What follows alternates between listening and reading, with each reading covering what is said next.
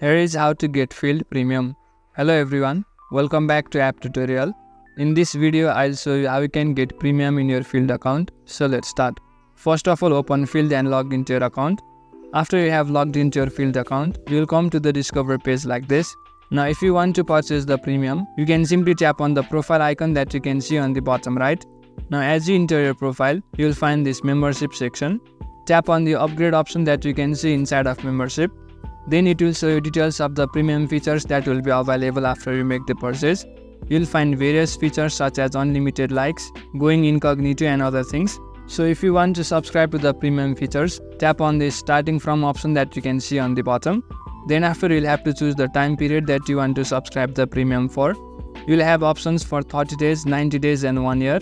So select the time period of your preference. After that, tap on continue. After you tap on continue, it's time to add your payment method and then make the payment. So add the debit or the credit card and then complete the process. After you have made the payment, the premium features will be available in your account. So in this way, you can easily get field premium. That's it for the video. Make sure to subscribe to the channel for further similar videos and drop a like if you found this helpful.